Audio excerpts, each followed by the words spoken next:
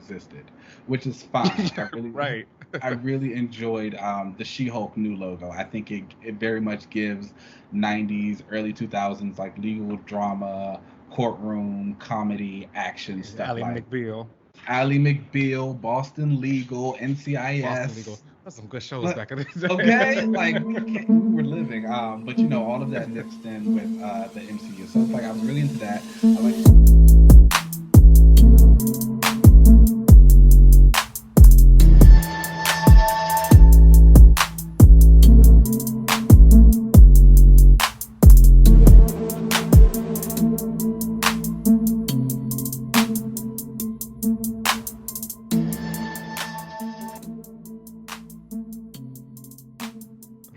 All right. Hello, hello, hello, everybody. We are back for another episode of another relaunch. I don't have a name this week. I'm Caliban. You know Caliban if you know the X-Men. Ooh. Okay, well then I will be Billy Kaplan. Oh. Okay. I like it. How are you doing this week, my friend?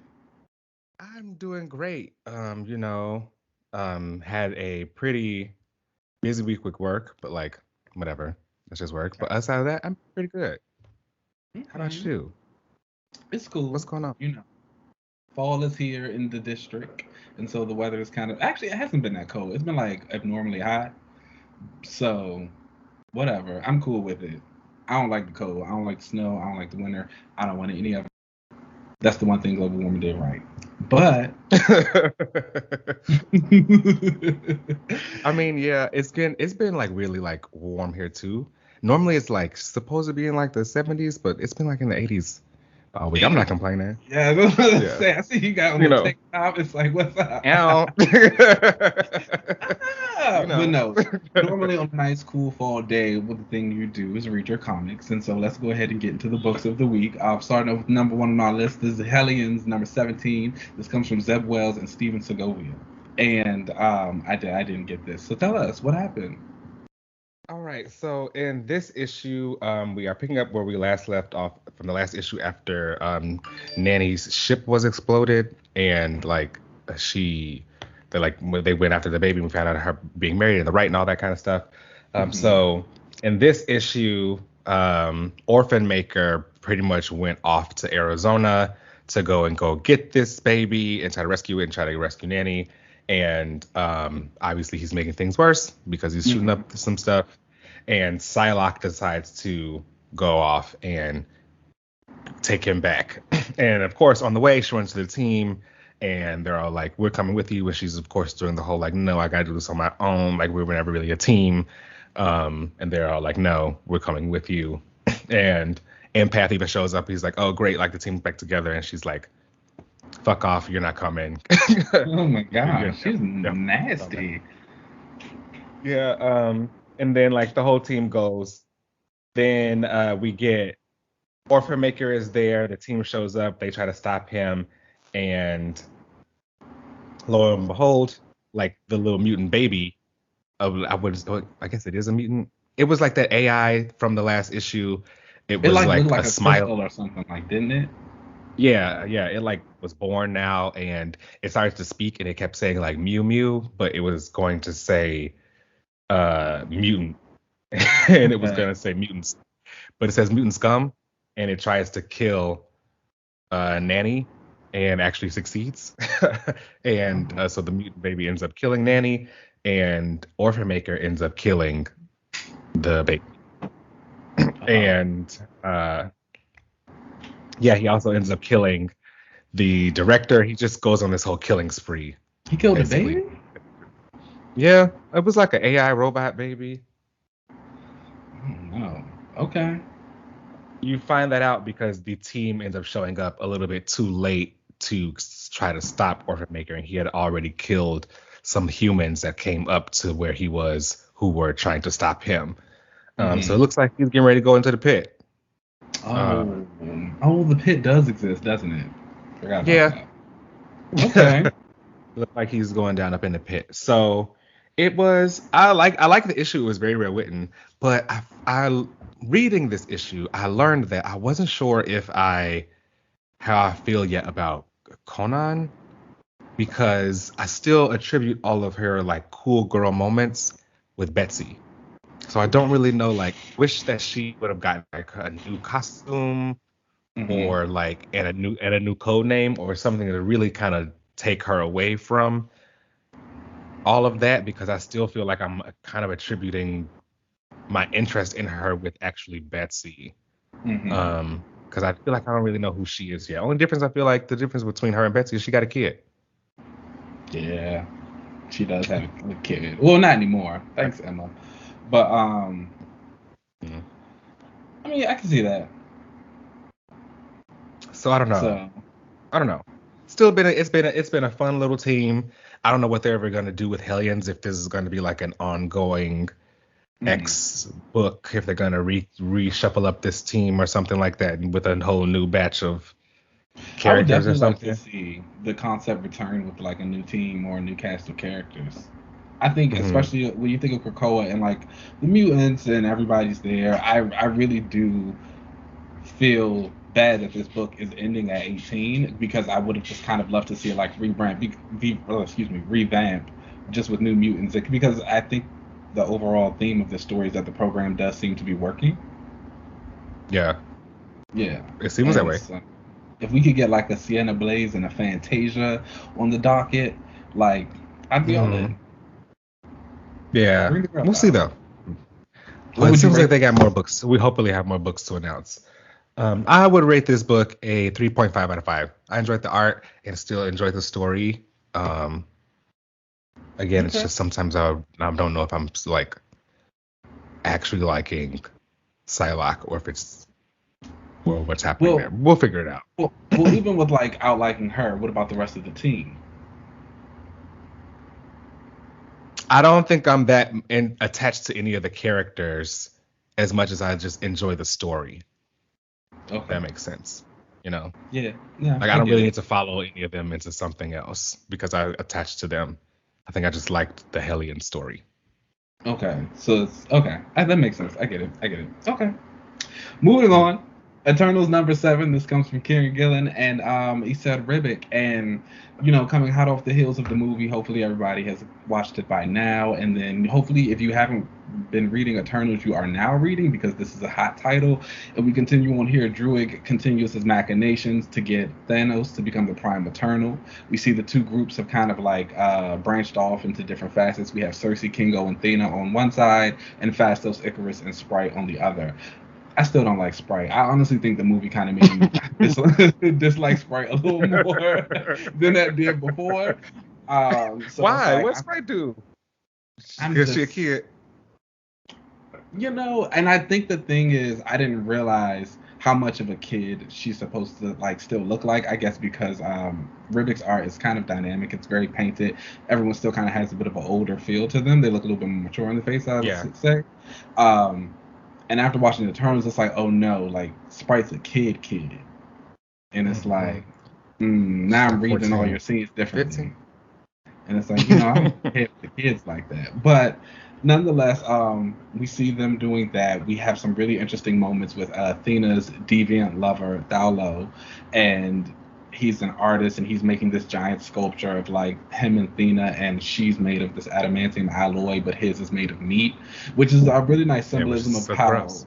it was disgusting, but it was Oh. also like a really but it was also symbolism of like the eternal and the deviant, like who is this kind of like meat sack that will like eventually rot and die, and this prime woman who will continue to live on in this like glorious form, which Right. I thought was really nice for their story. It's a little kind of creepy now, but whatever. He's an artist. Love is Yeah. his thing. He's passionate. I'm into it. Love the stuff with Cersei. Fastos, I think, continues to be really interesting. He's kind of like deal with his guilt about pretty much bringing Thanos back and all of that. And then I think the biggest parts of this issue, which are the most exciting, are the actual Eternal vote for the Eternal Prime, and like seeing how they form the Unimind and they all get together, and just like the kind of battle that happens right in between that. Then we hit the end of the issue, which is like the big shocker. Thanos has now been named Prime Eternal. Druig earlier in the issue tells us about how he had kept a copy of how to kill Thanos in his mind, and he was using that under, to kind of in his back pocket to get rid of Thanos. Thanos kills him, and it's like, you think I didn't know that? Loved it. Thanos is really definitely great. Like is a character who I think is a great villain. Like Thanos just makes a great villain, and I'm glad that he was able to be brought back around. He can become someone that you don't want to have to like always rely on, to always just be the big bad. But I like the way that he's been kind of built up to be the big bad in this one, because he's now a part of like the whole Eternal like culture. I would say it's not even necessarily that he feels like a big bad anymore. He feels like it's very similar, I would say, to Apocalypse and the Krakoa era. Here we have a man who has always kind of just been played up as, like you said, the big bad. He comes in, he's the final boss. You got to fight him. One big thing, we take him down. He has a little bit of a linear motive that just follows the trend. And now here we are. We've actually immersed him in this world full of his people, and so we're getting more into him and like what he can do and now what he needs to bring, because he's still not really himself. In that sense, he's missing parts of him, and he's gonna find it in these new things. And it's like it's really interesting. This is the best thing I've ever found. For sure. I'm really becoming like a fan of the Eternals and like the world that's really being built out there with them. Whereas like where I just did with Hellions, I wouldn't follow those characters. Like I'm actually really interested in following like where these characters kind of go, how they're all gonna like, if they're gonna be able to take down Thanos. I don't know. I don't know if that's actually gonna happen. I think he might become Prime Eternal for a while. So I'm like really interested in this. I actually really liked Icarus in this and how he tried to come back and explain, like, and do the right thing with the Tony Robinson character who passed away. But it kind of really showed how he's like the Arrow, which I thought was a really cool thing. I like the different personalities that all the Eternals have. I would, what would you rate this issue? I would rate this a 4.5 out of 5, for sure. Yeah, definitely. Same here, 4.5. Lots of really interesting stuff. I also am going to enjoy learning about more of the Eternals. That one that popped out, who was like the Eternal mob boss. Yeah. I was like, okay, who are you? Jack of Knives? Yes, Jack. I love a Jack. I knew. Oh yeah, Jack of Knives was like hitting. So I was like, oh, what's going on over there? I'm really getting excited to see that. But again, like I think that's the big thing about the Eternals, is that it's like so, like we don't know anything about it. Right. Yeah. And it's just all new and immersive. That one data page, which was basically going through Druig's plan to sway the vote in Thanos' favor so he would win. You know how many times I've read that thing over and over again? Mm-hmm. Just the hotness. Love this. Yeah. Book. Love it. And next up, it's another book I love. This is Action Comics number 1036, and this comes from Philip Kennedy Johnson and Daniel Samperi on art. And we have finally reached the big arc of Warworld. Superman and the Authority have shown up to this place, and baby, it's nonstop action from the moment we drop down. Like, first of all, before I even get too much into the issue, we just have to talk about Daniel Samperi's art. Like, talk about an artist, okay? Like, every page felt like I was watching some big cinematic thing. This I kept thinking to myself, like, this is a Superman movie. This is a Superman movie. Yeah, it feels that way. Yeah. It's like, yes, like this is what I need.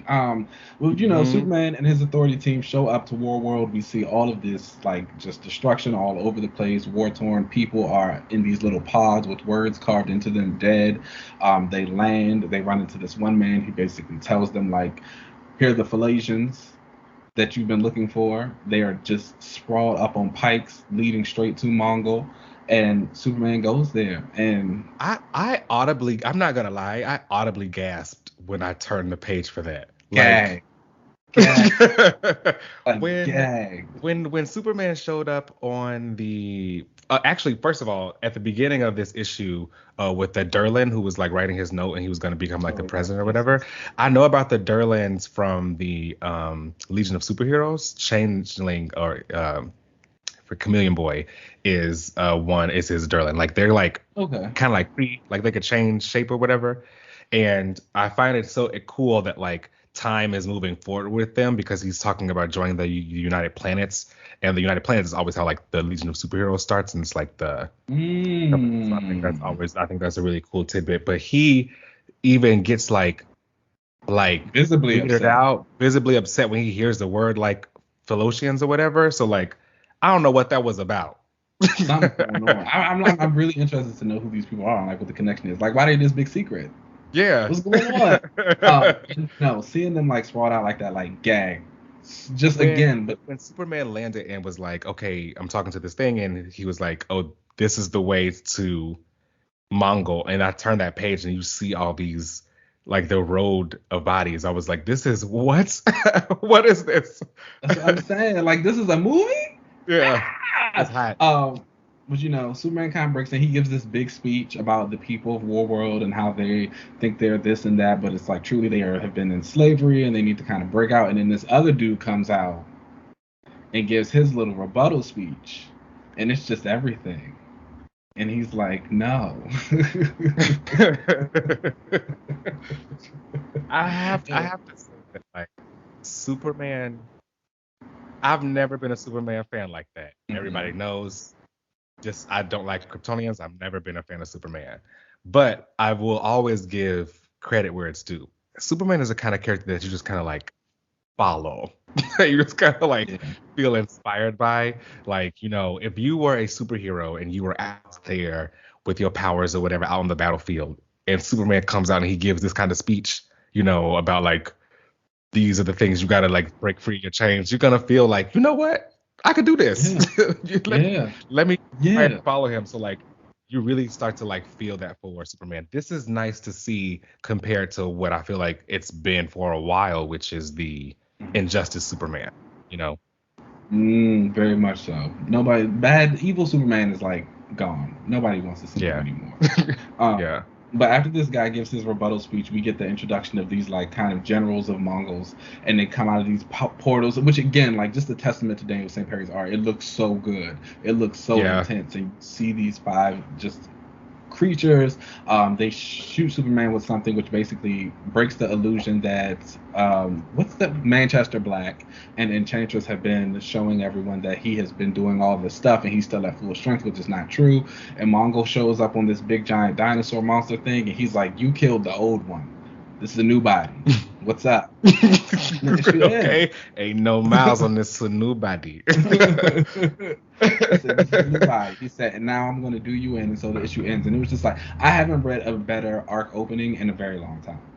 Like, I've been Yeah. talking about Action Comics forever, and it's like, again, this book has been building to this for a very long time. If you follow Philip Kennedy Johnson on Twitter or anything like that, he's been talking about it. He's like, this is what it's coming down to, and it really feels like it. Hmm. Everything is landing. I'm very excited to find out where this is. I'm excited to see the Authority continue. I want to know what's going to happen. And again, we kind of like are also worried a little bit because we know that John said there's a point where Superman leaves and he doesn't come back. And seems to be that Oh time. snap! I forgot about that. He said that. Oh He says man. Superman doesn't come back. So it's like, what's about to Oh no, it's happen? looking bad. Because it's looking bad. It's looking bad for Clark. It's looking real bad. Okay. What would you rate this issue? Honestly, a 5 out of 5. I Ooh. feel like it was so good. It was like I I do not like Superman. Walked away like rooting for Superman. I'm like I hope he gets up, but I don't think he's gonna get up. I really I, don't. And I love art, intrigue, like the way it was all written, all of it was just perfect. it's hot. I love how after they like shot him out and broke the illusion, the girl was like, "Oh, we might need some more help. we might." She's like, "We might have made a mistake coming here Right. because if they take a Superman down, what we gonna do?" Okay, that was a hot book, a hot book. Sure. I would What you also I also think I would give it a 5 out of 5. Like a perfect arc opening. I'm so excited to continue this. Shout out to this team for making me root for Superman.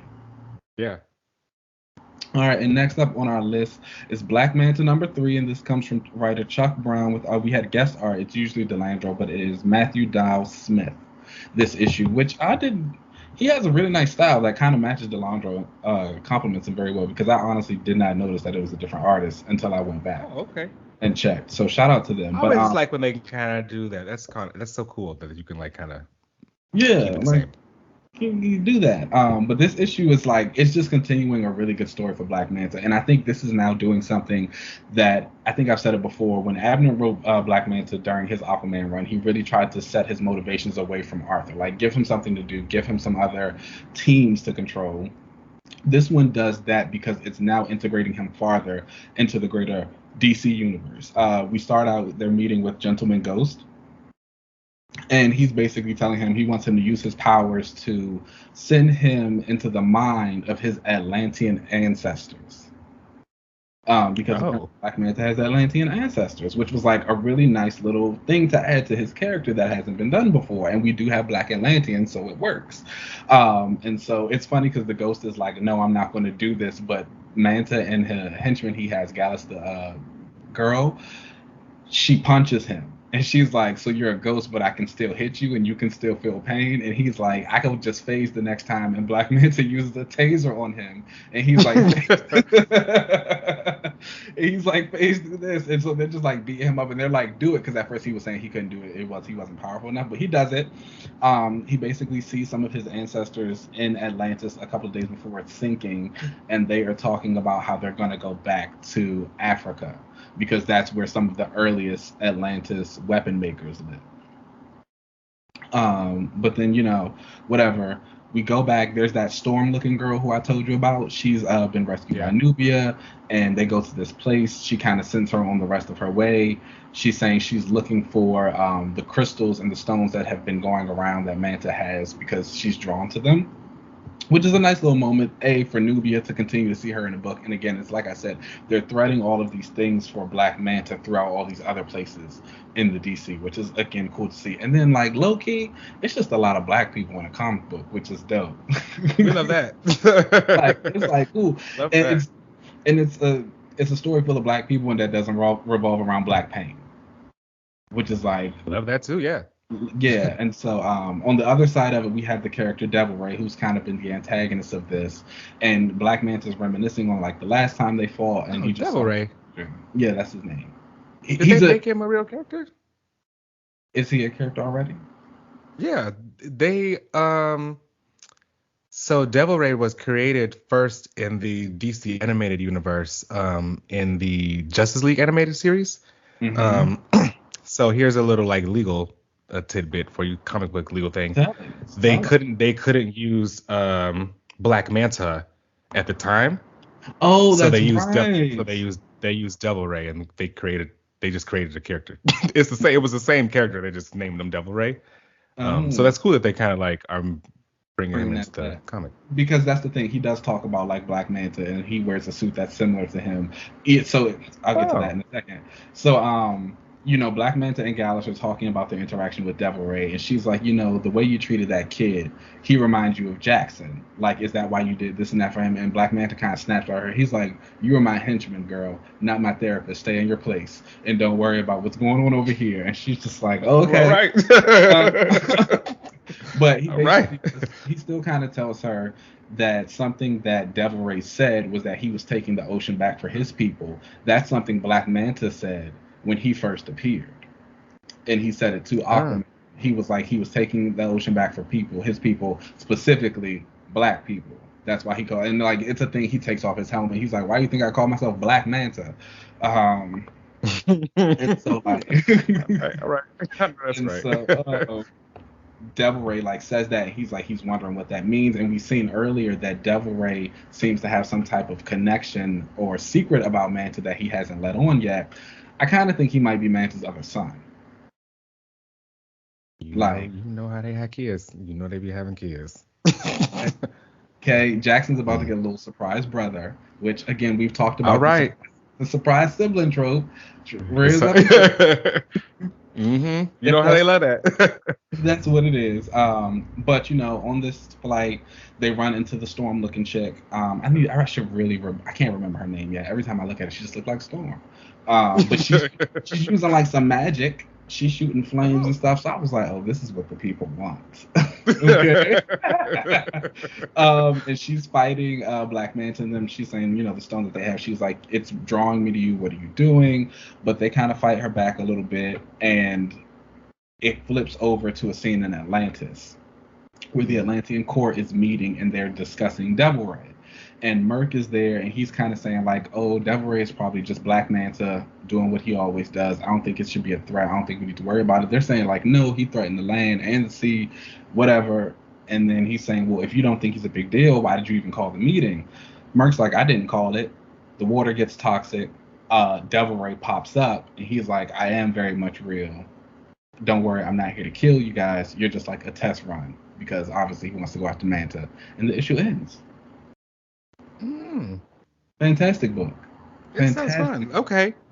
Fantastic. I like that they've been really like building on. Is this Black Manta's first solo series?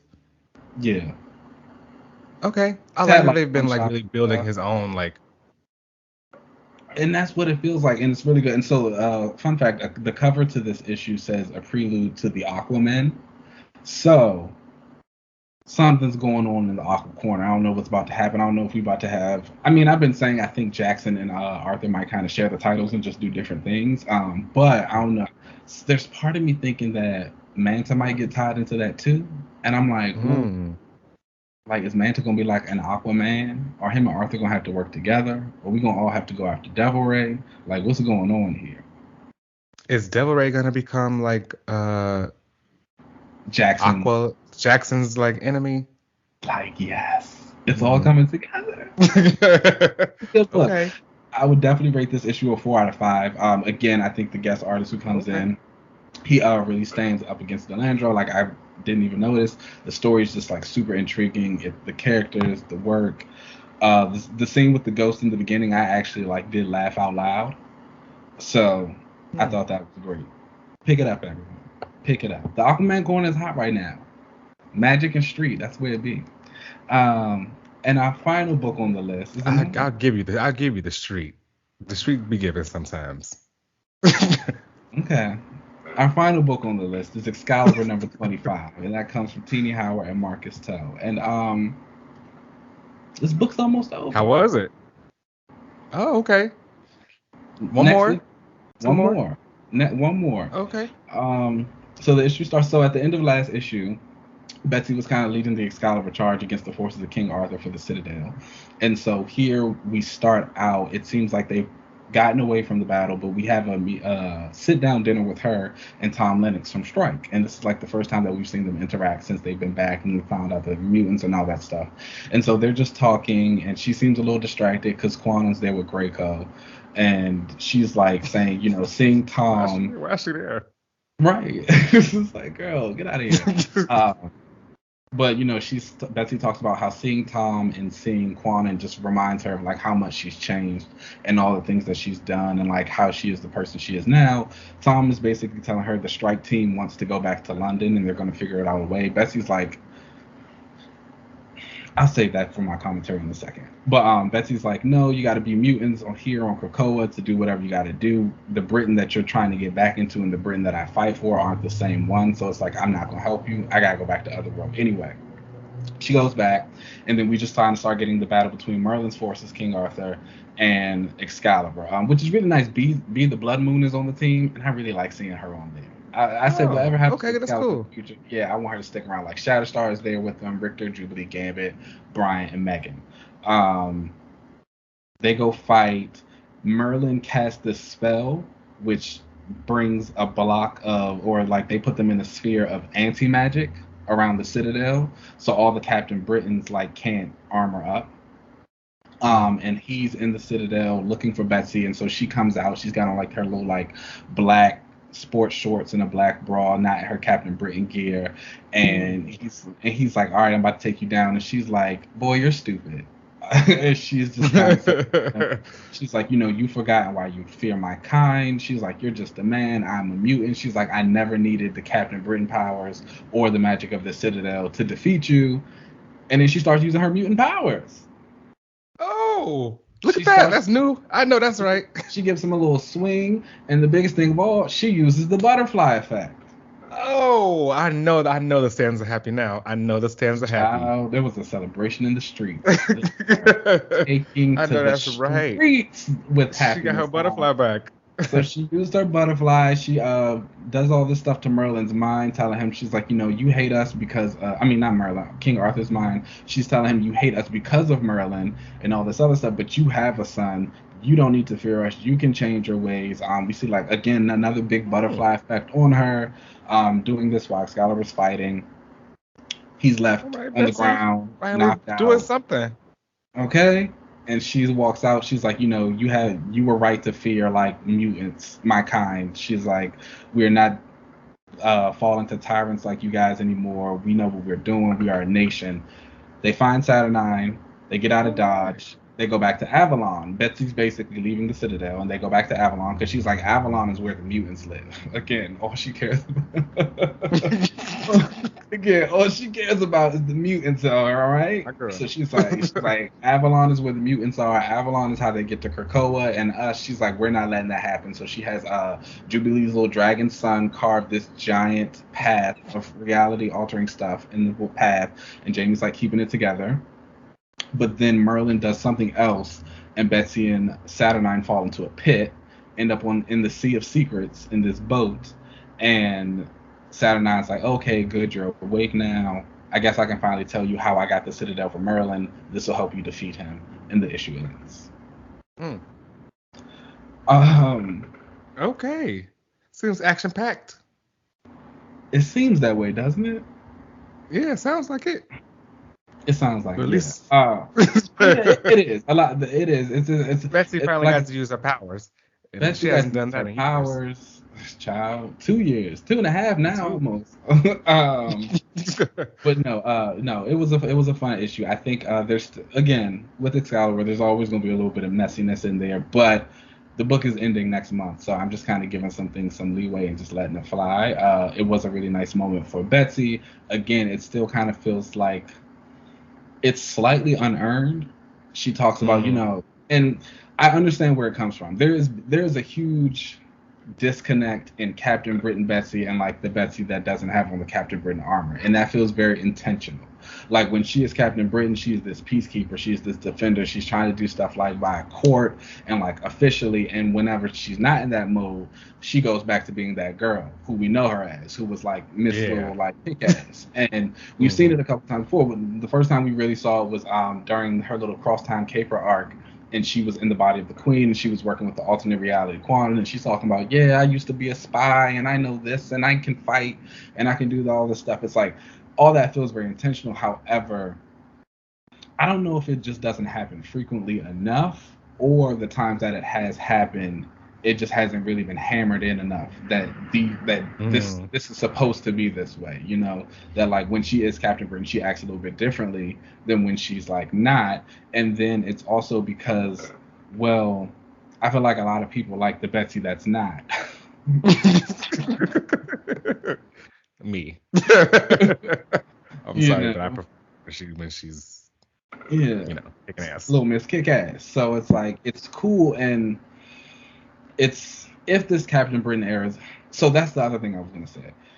If this Captain Britain era continues, it really feels that she has to change her name. Because when you think about what Captain Britain was supposed to be when this arc first started, she was Britain's official liaison to Otherworld and like defending Britain from all the stuff that's going on. However, she does not care about anything that's happening over there. And so all she's been worried about is the Otherworld aspect of it, and then making sure the mutants are all right. And now you got to this point where Britain has cut off its trade agreement with Krakoa, so they're not getting the mutant drugs anymore. And then the mutants aren't really even allowed in in London anymore. They like burn down their gates, so they're, I guess, whatever. So she doesn't even go there. So if all she cares about is Avalon and Krakoa, is she really Captain Britain? No. It's like if the whole tie of being Captain Britain was that you were the like, and I get it again, the magic of Nexus is like in Britain and like all that stuff with Otherworld and all of that, but again, she don't go there and she don't care about it. So her having that name feels a little disingenuous. And then that's what I was going to say. The other thing, when Merlin casts his anti-magic spell around the Citadel, they lose their Captain Britain powers. So is something going to happen where she not only doesn't need to defend Britain anymore, but since she's made the call to have Avalon and Krakoa blocked off from the rest of Otherworld, or at least the Citadel, does she no longer have to be the defender of the Citadel? Which were like the two big responsibilities of Captain Britain. So it's like, now where do we go from here? Like, she don't got to defend the Citadel. She don't got to go to Britain. All the things that Captain Britain had to do. And so it's like, are we finally going to get a merging of those two identities of being in this courtly way and like still being Miss Kick-Ass? Or does she go back to being a little bit more Miss Kick-Ass just with the new name? I hope it's the latter.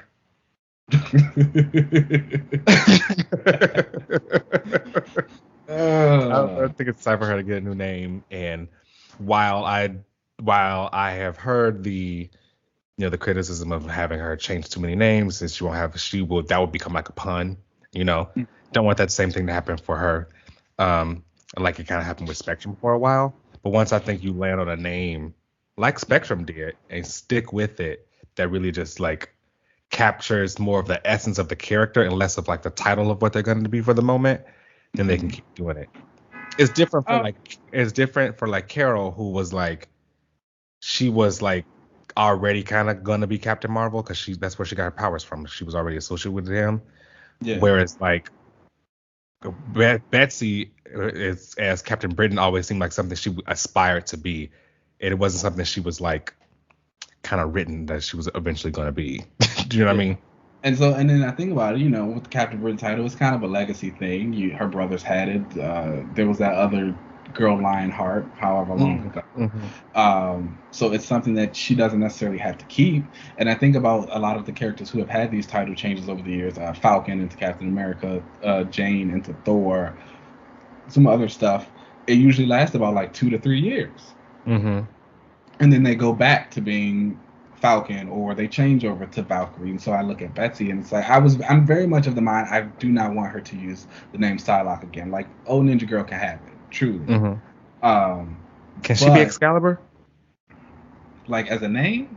Mm-hmm. I don't like that. I'm not gonna lie to you. I just don't like it. No? Plus, I think that one character, Phaedra Hussein, who popped up. Oh yeah. Series, I think she uses it, but it's fine. She can keep that too. But if Betsy doesn't be Psylocke again, okay, cool, that's fine. The name I always wanted for her was Monarch, but Jamie got that. Yeah, that was just the perfect name. That was a deep cut. So it's like the name that she gets next, if she gets a new name, it would be interesting to see where we go. Yeah. Again, I hope it's something that just is tied more to her than. Yeah. So, like I said, we've got one issue left. Next month. What would you rate this one? I'll rate it 3 out of 5. I think it has the normal Excalibur messiness, but I think the moment for Betsy was fine. I also realized that I really like Strike, the idea of it, like the psychic Wetworks organization spy group. I would like to see something else go on with them. However, I did realize with this issue, I don't want those characters. Do you not like them or something? Are they not good?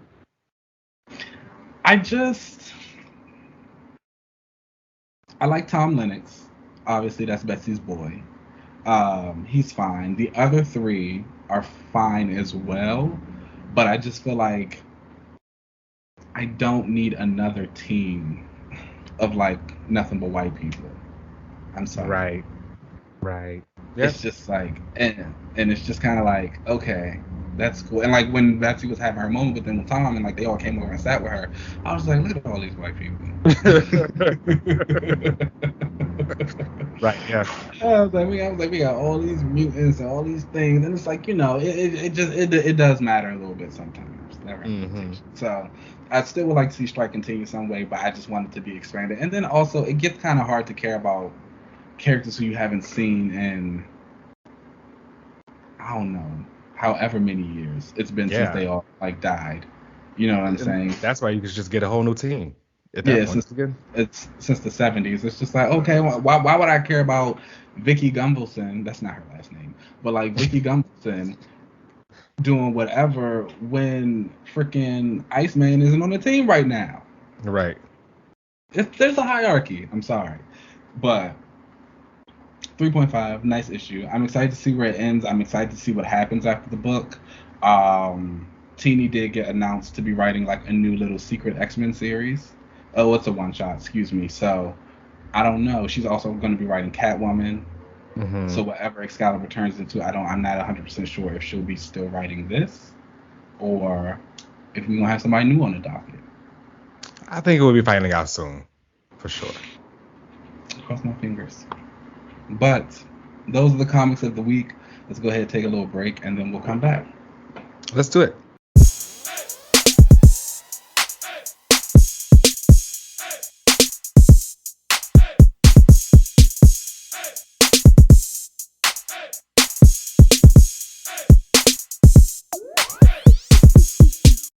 Welcome back, everyone, for our panel of the week. And this week we're gonna be talking about Disney Plus Day, a fantastic day. I know you loved it. I had a great, fantastic day. Before we get into all of the stuff that I love, I know that they were announcing a lot of things at Disney Plus Day. Obviously you're a big Star Wars fan, and I hear some things happened over there. Do you want to? Yes. So they let the people know? did.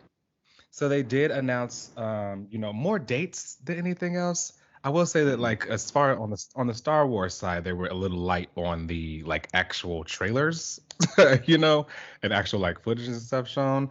I was excited for Kenobi.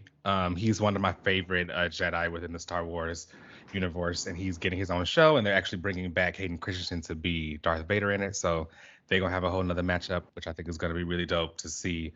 But all they showed was just some concept art and and Ewan McGregor being like, I'm excited to come back, and it's like, we know, girl, you can pay. So Okay. They were a little light on the reveals there for me. Okay. Well, that's really interesting that you say that, because I felt that way about when we finally got to the MCU panel and about all of the stuff they were talking about there. Yes, we got a lot of new title cards for a lot of new projects. Not a lot of new projects, but for a lot of projects that we already knew existed, which is fine. Right.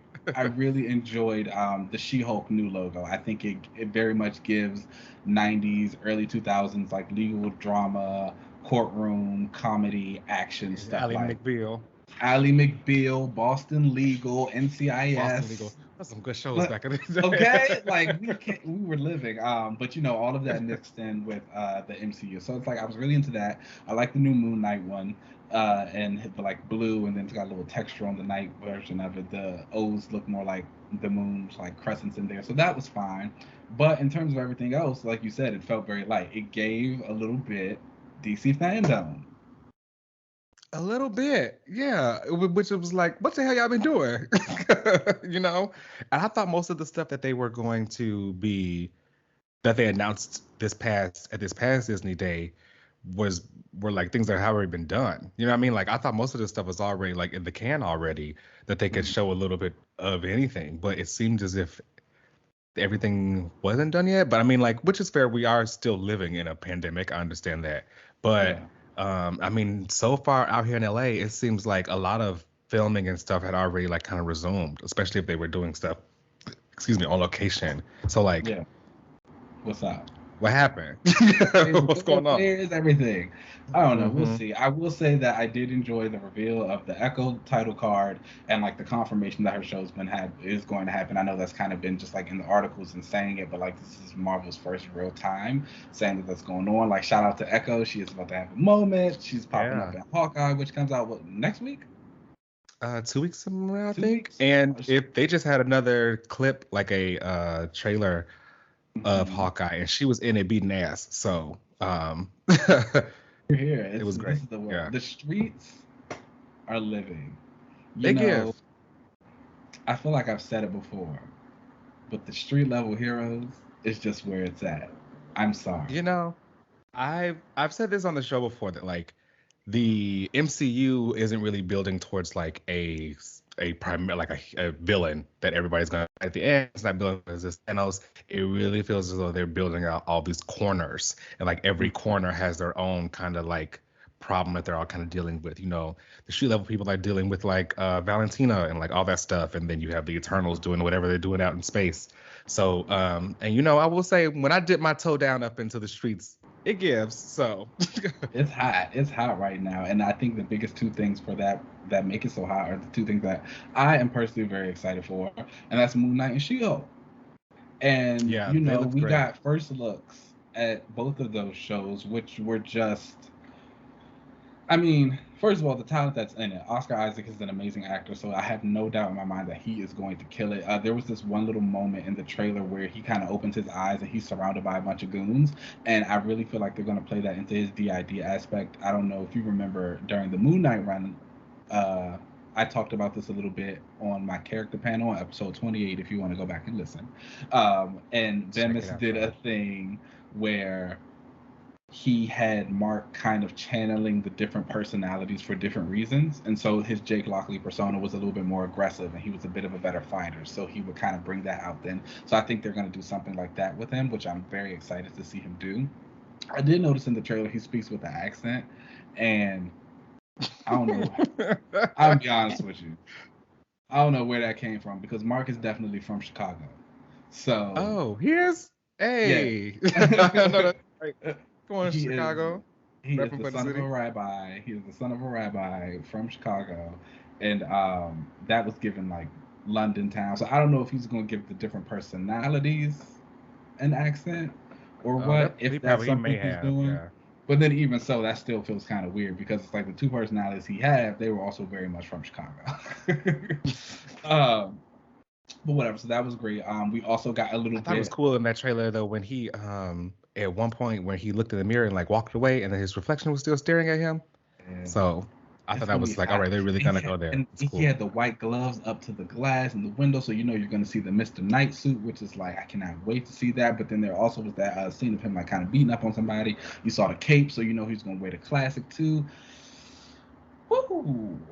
It's a good Yeah. time. Yeah. It's a And good time the leap across the rooftop with the moon with in the the background moon in looked the background. yeah. Yes, it was Yeah. everything. It was everything. It's gonna be a moment And like that got me I really feel like excited. people have really been missing or like really kind of criticizing the MCU as far as like their tone and stuff, and really kind of comparing it to like those Netflix shows, especially some of the Disney Plus shows. Like they miss like that kind of tone of those shows. But this looks like it's going to give you Dark. exactly what you will want from a Moon Knight series. Very much so. And it's And just you got like, yeah, Oscar Isaac in it, who can act? He can Poe act. Dameron himself from Star Wars. Boom. Like, He, he getting his I, Disney I, checks. I'm not even mad at that. I would do the same. You find somebody who likes Okay. you and you like you keep on, okay, you're gonna pay me, I'll do it. And then on the other side of that, we also got our first look into some bits of She-Hulk, which again, that is a show that is going to be a completely different tone from Moon Knight, but it also still looks super interesting. We saw little bits of Tatiana Maslany and Green in the She-Hulk form, Yeah. which was like really cool to see. We saw a little leg pop out the dress slit, and we saw the I was arms. nervous. I was nervous. I'm not gonna lie, I Were was you? nervous because I wasn't sure how the CGI for She-Hulk was going to look Mm-hmm. for her, because she isn't like Bruce, where she just looks like a bigger version of himself. He's like a big monster. She herself is just green, and obviously Yeah, she gets like bigger or whatever. So I was like, I don't know how they're gonna do this, but like, all right, it was looking it looked good. like they spent the money. I won't lie, I did see a couple of complaints from folks saying that she didn't look as buff as they would have liked her to be because She-Hulk is very muscular. I will say Yeah. though, there is a storyline with She-Hulk where she goes on this like intergalactic planet and she fights this guy and he beats her up. and then she kind of realizes that the stronger she is in her Jennifer Walters form, the stronger she is as She-Hulk. So she like starts working out and like lifting weights and doing all of these things. So that way, when she turns to She-Hulk, she actually becomes physically stronger in that form as well. And so I don't mind her looking the way she does if you think it's too skinny, because I feel like that could be something they play into the storyline. That could be just me projecting, but I think that could be something they try and play with, which would be very interesting to do. But yes, very pleased with that also. Cannot wait for that. Again, I really love the new logo for it. I think it really encapsulates what that show is going to be about. I think both of these shows have fantastic actors, so I don't have any worries there. We also saw Ms. Marvel. Someone do the side by side of She-Hulk and the original Hulk series, where Hulk was having a Bruce Banner Hulk, I forget his name. I think it was Lou Ferrigno in his series. He was having a conversation with someone who was like, "Oh, you don't like me when I'm angry," and someone kind of spliced it together with the She-Hulk trailer, or like the little teaser, and it shows her like breaking the fourth wall, which I think it's cool that they looks like they're gonna do with her. And it had homeboy who is Bruce now. I can't think of his name. Mark Ruffalo. He was like dressed as Bruce, and he almost had the identical kind of costume as the original one. Yeah, which was really cool to see. So I think that like they're referencing some really cool stuff. She's breaking the fourth wall like her comic. So I think that's cool. It's high. It's a good time. It's a good time. Yeah. I'm definitely gonna have to do a She-Hulk panel also, so we can get more into that, which I'm like very excited. I love. You know, everybody knows I talk about Betsy. That's my girl on here. If I had to pick another girl, it's definitely Shelby. Like Jennifer Walters is it. That's my double. So I'm super hyped for that. And then we also got the Ms. Marvel teaser and look at some stuff that she had going on in hers. Did you notice that it looked like she was going through the little energy? I wasn't sure what that was actually. When it showed her like going through whatever, I wasn't sure if it was going through her or if she was like hallucinating something. It looked very similar to what Monica went through during WandaVision. Yeah. When she was going through her little hex bolt. So I saw that too. I was like, oh, I wonder what that's about. Which didn't like her powers. I'm gonna go ahead and say that. Oh. Was not a fan. They showed a little clip of her at the end of the teaser, and like if you look closer, she's like running like through the sky. I wasn't a fan of that. I was like, why couldn't they just give her stretching and beginning powers? I mean, we'll see. She's a kid. You know how I feel about kids. Fair. They're there. So. I did appreciate the fact that they are going to not shy away from what makes Kamala interesting and how her story kind of starts off with her idolizing this white woman. Yeah. And it has her talking about how like, it's not like it's not normally the brown girls from Jersey City who save the day, and she's like idolizing this white woman. So it looks like they actually wanted to talk about like some stuff there. So I appreciate that. I feel like the things around Kamala and the Kamala part I'm probably gonna like of the show. It's probably just gonna annoy me that they changed her powers. Her powers, yeah. The power thing is still such a weird decision for me, and I don't think I'll ever understand that, especially when you just marketed out the Avengers game, and Kamala is a very big part of that, and she has the stretchy powers. She's the main character. It's just kind of, it is weird. I don't know, but we'll see how it turns out. Maybe this is some type of red herring, and by the end of it, she's stretching again. Could be. We'll see, and then it'll just be egg on our face, but whatever. Right. Another big thing that happened this week, obviously, with Marvel's new title cards, they announced a few new shows. Some of them being animated. We know that we're going to get a new Spider-Man cartoon, which is focusing once again on Peter Parker and school. And then that pissed me off. Let me say this real quick. I actually am a Spider-Man fan. Like, more. I would call myself like a Spider-Man casual fan. Like he's there, he's cool. He's there, he's cool. I'm with it. I don't know why they won't let him grow up. And like, I think it's weird because there are certain things that I feel like that happens within the comic books and these superhero characters that like they are obviously responding to for fans or something, or it's like the fans want something, but that probably wouldn't be best for the character. Yeah. Even fans want his ass to grow up. now. Like most fans are like, he shouldn't always be taken back to high school. And when they have this show called Freshman Year, you would think that it would be him like his freshman year of college, at least by now. Like, but no, it sounds like it's going to be him in the high school. Which, if they're gonna do that, it should be Miles. I was about to say I personally would have preferred it to be Miles. I actually think I tweeted that. I was like, oh, I hope this is Miles, and then somebody came back. It was like, no. If you read the article, it says it's Peter Parker. I was like, oh, all right, calm down. The Spider-Man fans. That wasn't next. Okay. Parker, yeah. But yeah, I think I would have preferred it to be Miles because again, Miles is the current one that's in high school. He just had Into the Spider-Verse. He's a very popular character. Yes, the PlayStation game, like, but I guess he's also still kind of a Sony thing. So, but no, because Peter Parker is too. So I don't know. I don't get too much into the legal logistics. I leave that to you. But they probably had some kind of deal where they can use. I know they have animated. I think they could always make an animated show for him, which is live action stuff. They don't have the rights. Yeah. Well, again, I would have preferred to see that. We're gonna get like a little Baby Groot cartoon. They're gonna keep moving that money train. And the biggest thing that I don't know if it's the biggest thing, but I know a lot of people resonated with is that we're getting continuation of the original X-Men animated series from the 90s. X-Men 97 is coming. You don't sound excited. Why would I be? Why would I be? You're not excited for the continuation of X-Men the animated to go back to 1997? No. You're not thinking about that theme song? Iconic, legendary. Do you think they're going to use the same one? Oh, absolutely. Absolutely. They use not the same damn characters again. Of course they're going to bring it back. Is it because I am happy for those who are happy that they are getting more X-Men content. I will say that. Like, obviously, I don't think this is for me at all, and like I'm happy for those who are excited for this because like everybody it's iconic. It's an iconic show. People like it, so like, great, give it some more. You don't feel like the stories will be different enough, or do you just not want to see those characters like for the cartoon? What do you mean? Like different enough, like than the comic or something?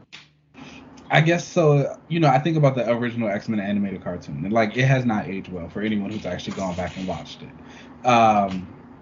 You don't think a continuation of those stories with, updated animation, like kind of voice actors, like seeing those same heroes do new adventures is exciting, or is it because you just want something completely different from your X-Men cartoon? Oh, I think that like seeing those characters again just do like an updated animation, it'll probably be exciting in the nerd in me.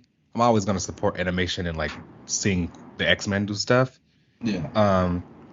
But like that's where the excitement would end. Just me seeing like, but I can see clips of people doing that. I don't need a whole series of us going back to 1997 again, and going back to the mansion in Jim Lee costumes. The iconic Jim Lee costumes. They like, never come on. Well, I mean, there's been that fan art. Poor Rogue. She's never leaving that costume now. She's actually not. And neither is that other ninja lady now. She's stuck in it forever. Yeah, she never got out. For her. But no, you did. I saw some.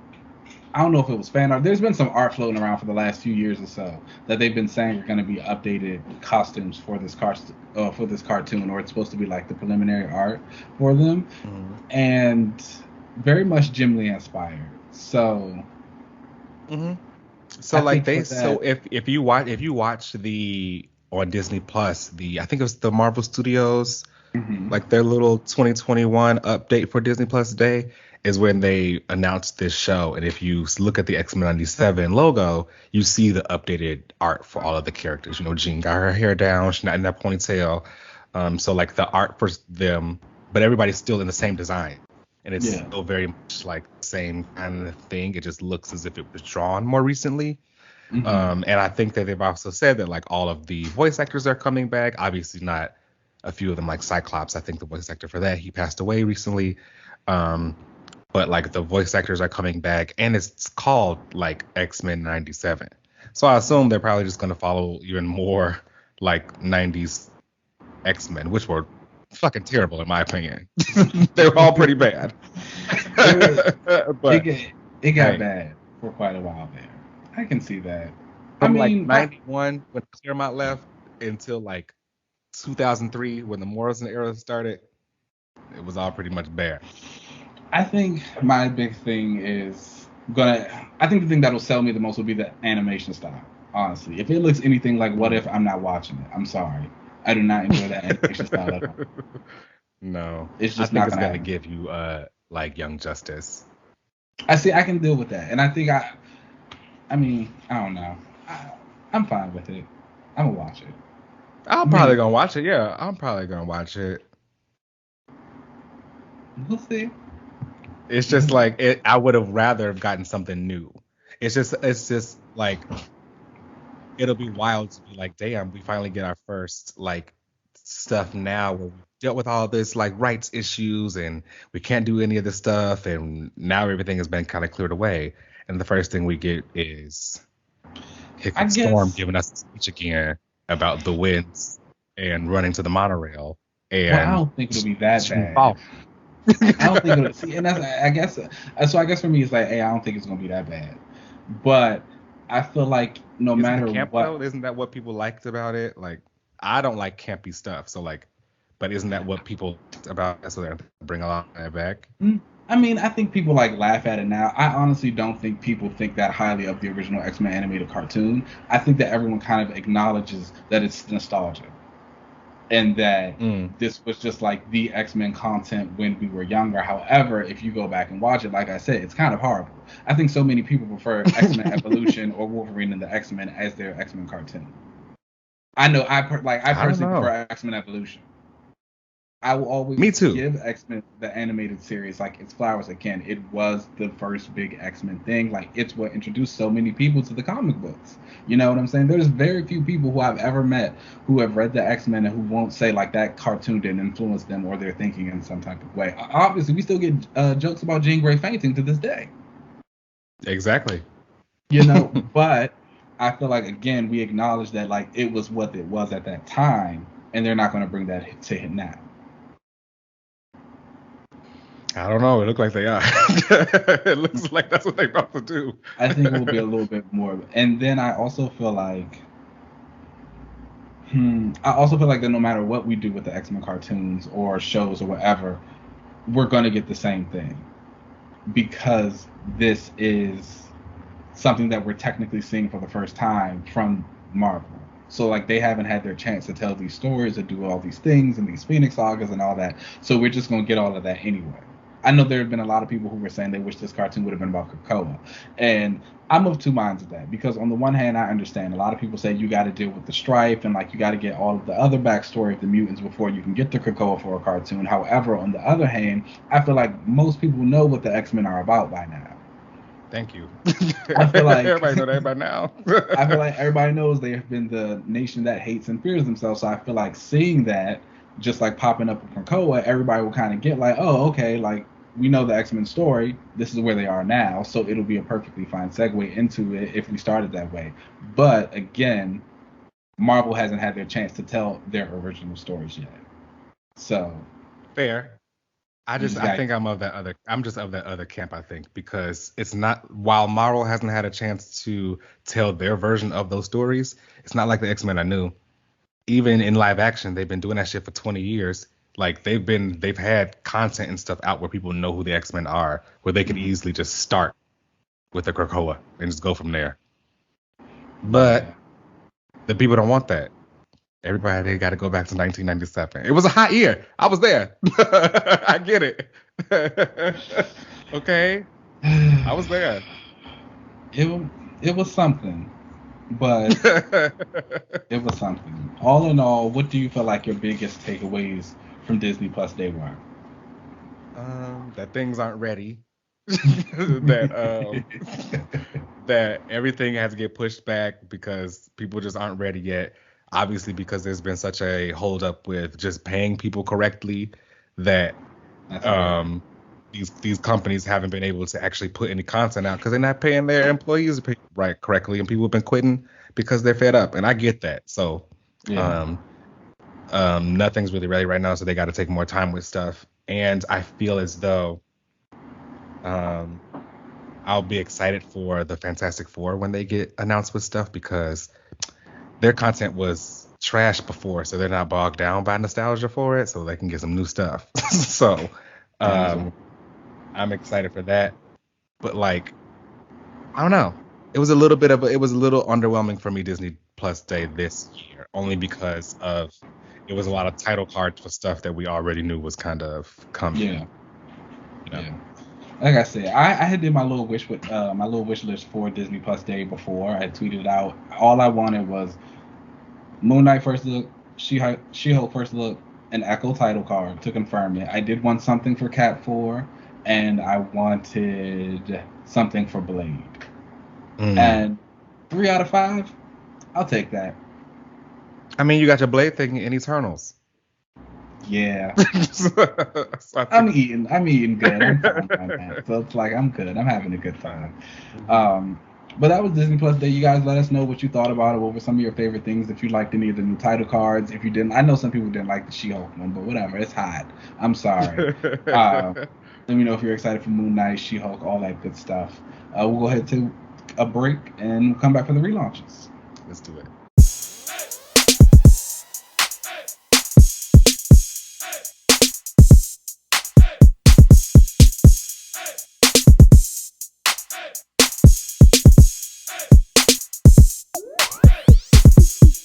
Hello, everybody, and welcome back to the favorite part of the show, the relaunch section.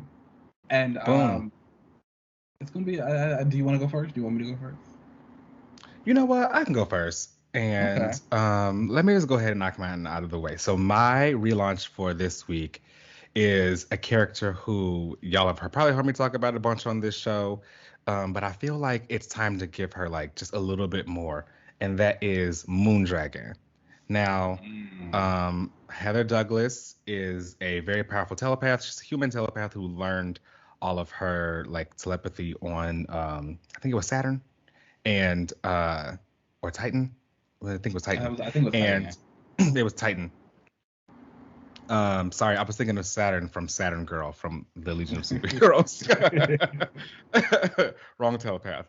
But Moondragon, a very powerful telepath, like very powerful, taking over planets and stuff with her telepathy. And what I would do with her is she's mostly always been in space with the Guardians of the Galaxy or kicking it with her girlfriend Phyla-Vell. I would actually bring her back down to Earth, leave Phyla up in space, maybe with her brother or something. I would really have Moondragon come back down to space and have her do more stuff with like the Avengers and kind of make her like the Avengers telepath, because they kind of you know, and I feel like most teams should have a telepath, you know, of what they do. I can see that. You know, I'm not gonna lie to you. I think Moondragon is cool, but I don't really see it for her like that. It's just something about her that just doesn't click with me. I don't really know what it is, but she just doesn't. But she did teach Hellcat telepathy at one point in time.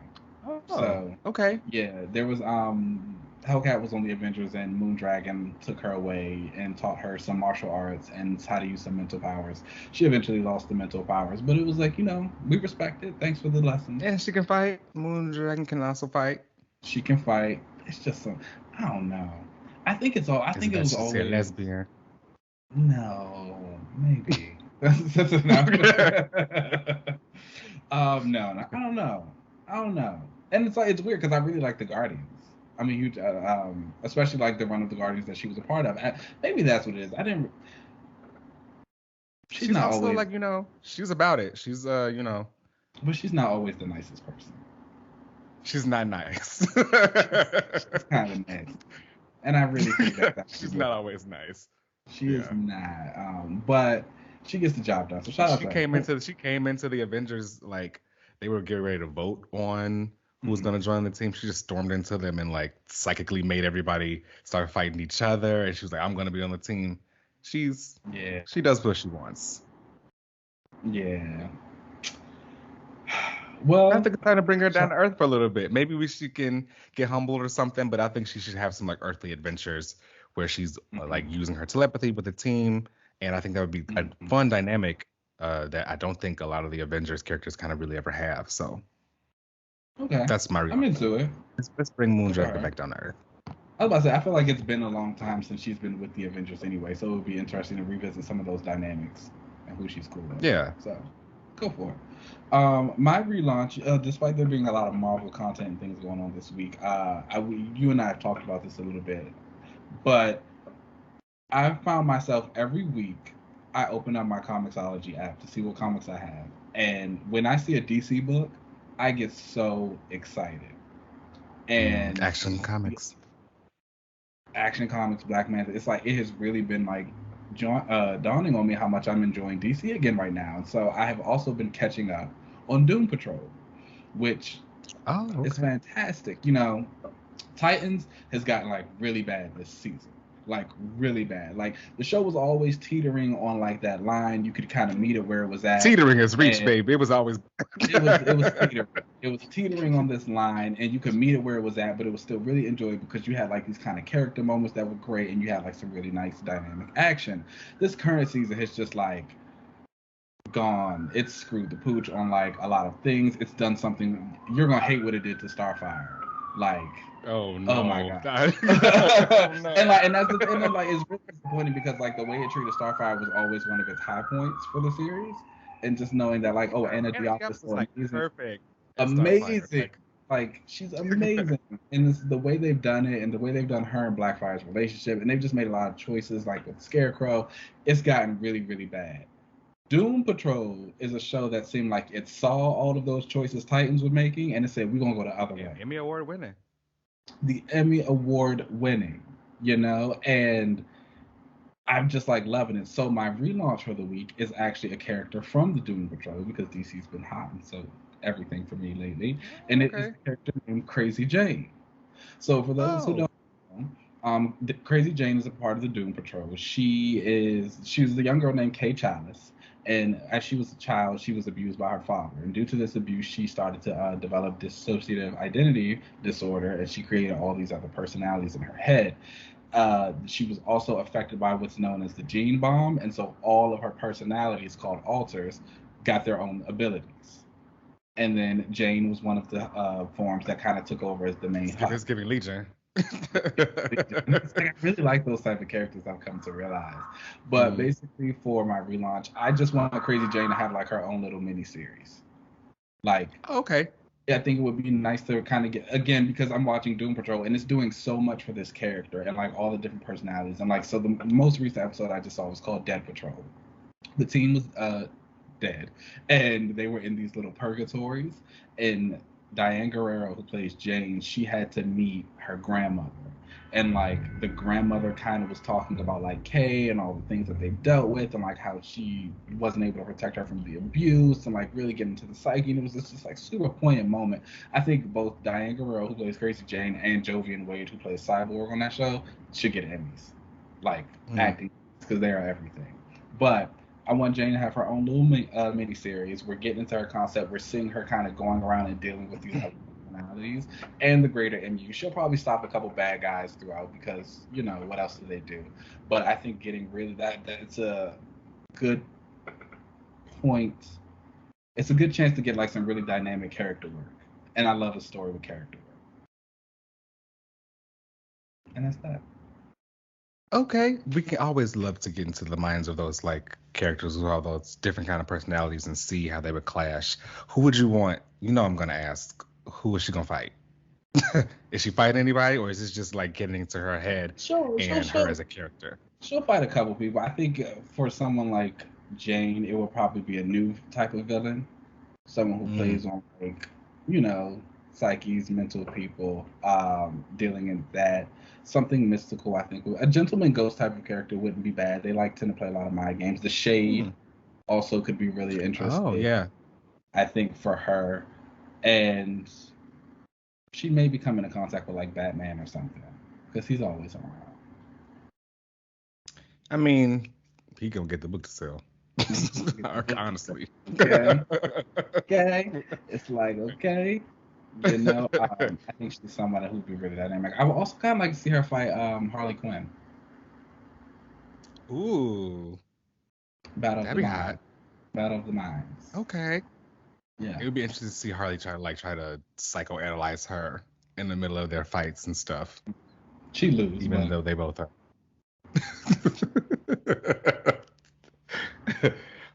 All right, y'all. Well, that brings us to the end of the show. Please make sure you listen to us wherever you catch your podcast at. We are on Apple Podcasts, Google Podcasts, all that good stuff. Please rate and subscribe. You can find us on Twitter and Instagram at Another Relaunch. You can find us on YouTube if you want to watch us at Another Relaunch TV. You can find me on most social media platforms as Uncanny LZ. Keenan, where can they find you? you can find me at Keenan and LZ, so you know there's an underscore at the end.